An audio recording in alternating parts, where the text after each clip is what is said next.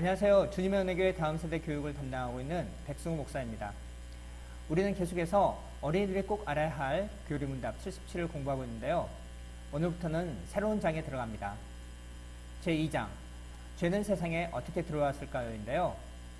여기에서 우리는 죄는 무엇이며 하나님께서 아름답게 지으신 세상에 죄가 어떻게 들어왔으며 이로 인해서 우리가 받게 되는 죄의 결과는 무엇인지를 살펴볼 거예요. 네, 9번 문답입니다. 질문을 볼까요? 하나님께서 세상을 만드신 후에 세상에는 어떤 변화가 생겼나요? 대답은 하나님께서 만드신 세상이 죄로 인해 타락하게 되었어요. 해설을 볼까요?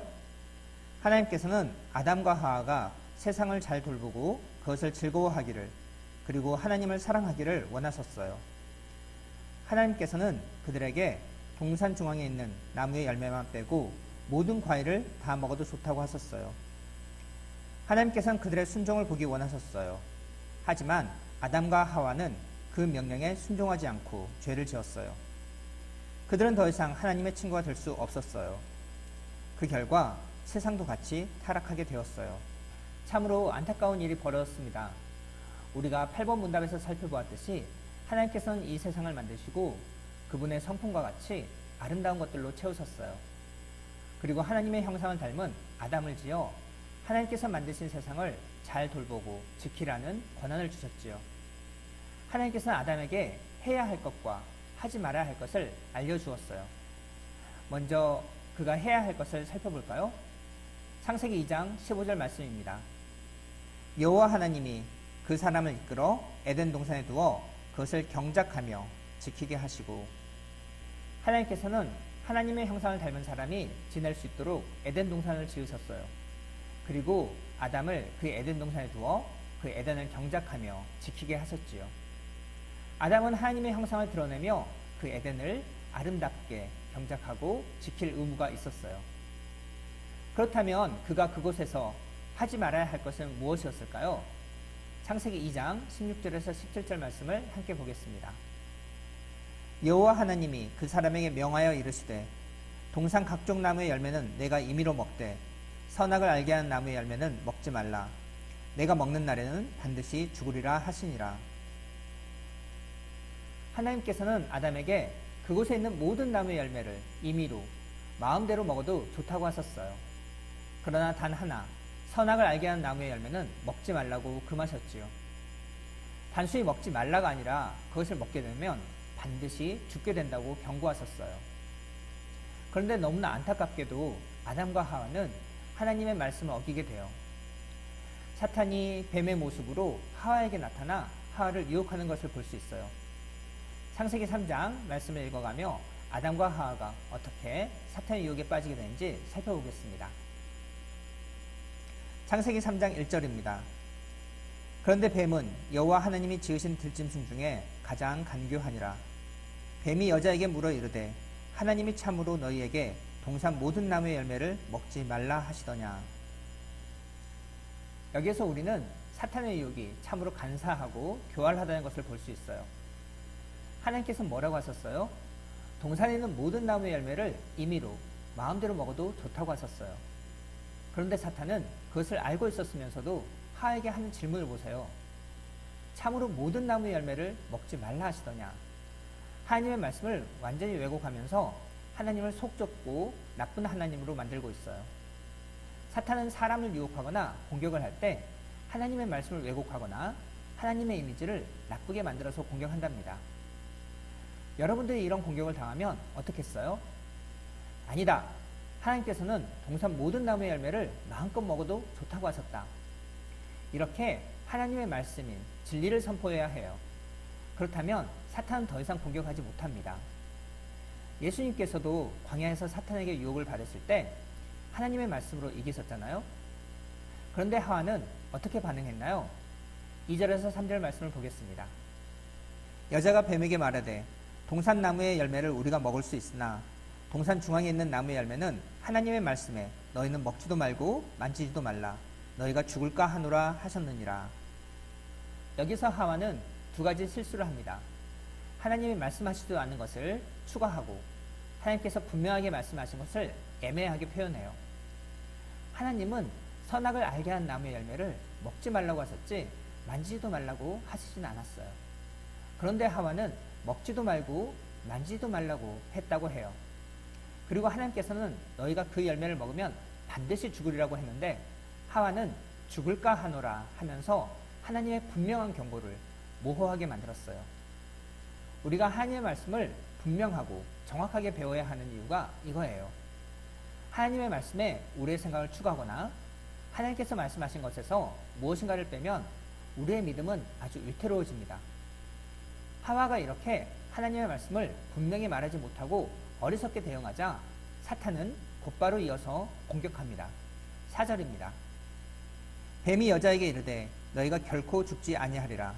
너희가 그것을 먹는 날에는 너희 눈이 밝아져 하나님과 같이 되어 선악을 알 줄 하나님이 아심니라. 하나님께서는 반드시 죽으려고 한 것을 사탄은 완전히 반대로 절대로 죽지 않을 것이다 하면서 하나님의 말씀이 거짓인 것처럼 만들어 버립니다.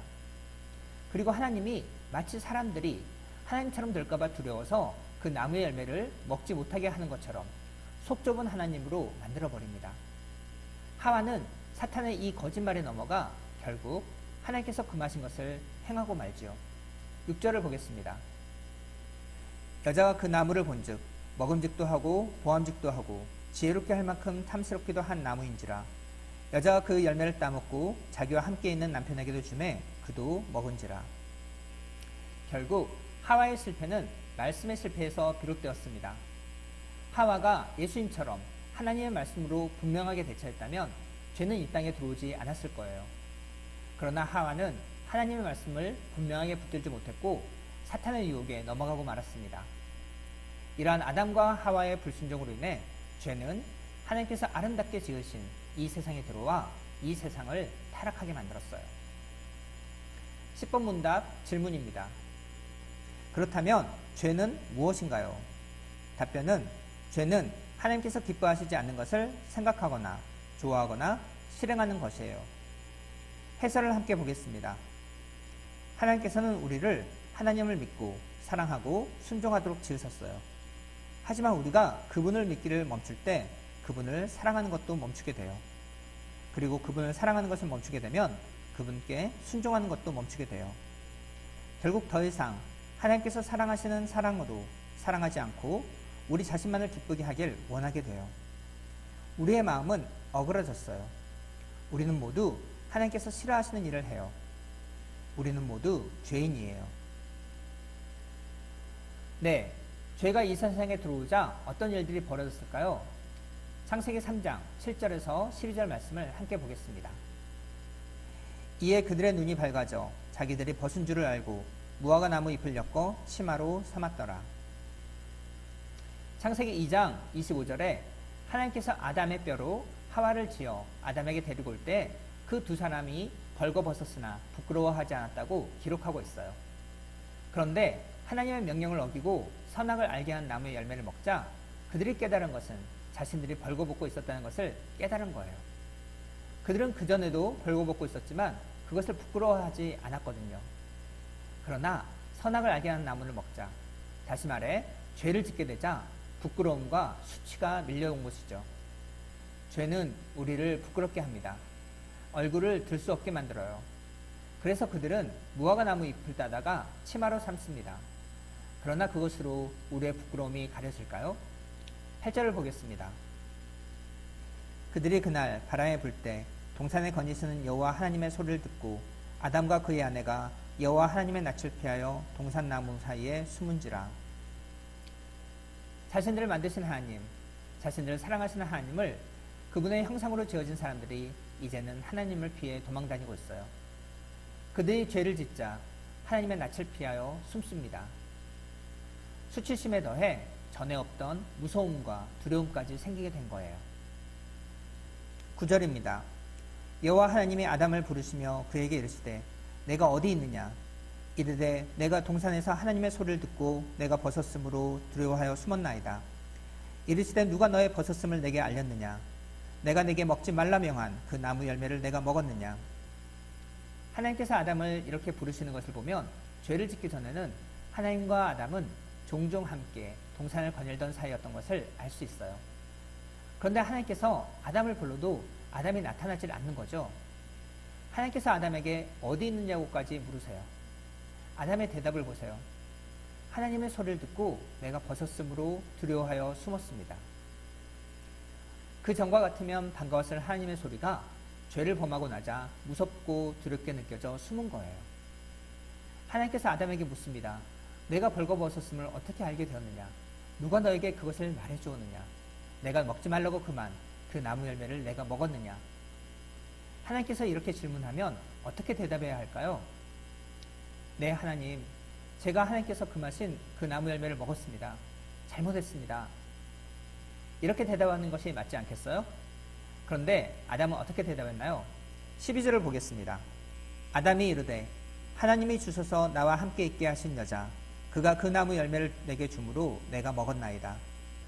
하나님이 주셔서 나와 함께 있게 하신 그 여자, 아니 얼마 전까지만 해도 내 뼈 중에 뼈요 살 중에 살이라면서요. 내 뼈 중에 뼈요 살 중에 살이란 말은 무슨 말인가요? 내 뼈 중에 뼈이고 내 살 중에 살이면 나하고는 절대 분리할 수 없는, 뗄래야 뗄 수 없는 그런 사람이란 뜻이잖아요. 그런데 이제 나하고는 다른 그 여자가 되어버렸어요. 저기는 저 여자가 그 나무 열매를 내게 줘서 먹었습니다. 저 여자와 나는 다른 사람입니다. 라고 분리를 시켜버리죠. 그리고 또 어때요? 내가 죄를 지은 것은 하나님에게도 어느 정도 책임이 있어요. 라고 이야기를 하는 것이에요.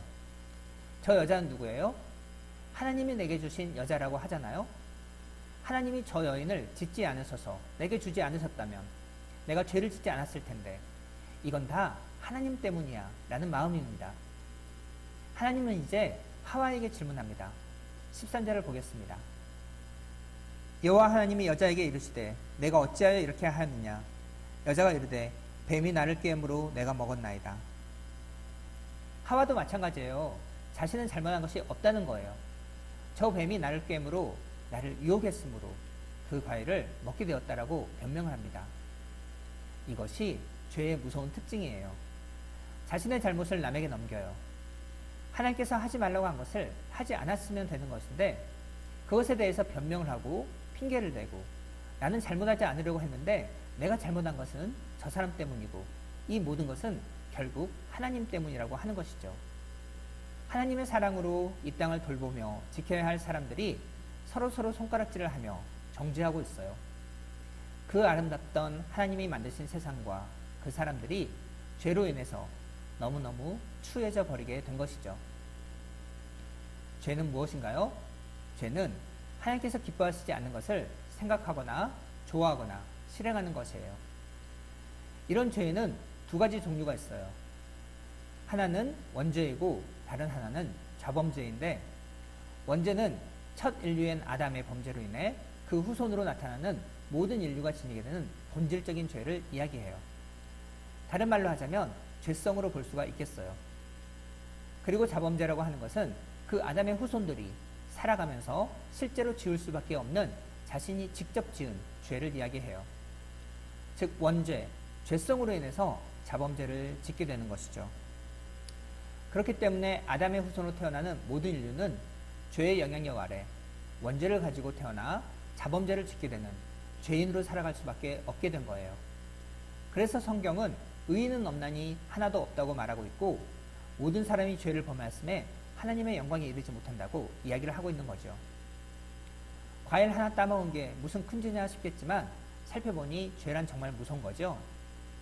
나의 삶을 돌아볼 때 하나님께서 싫어하시고 슬퍼하실 일이 어떤 것들이 있을까요? 생각나는 몇 가지를 노트에 한번 적어볼까요?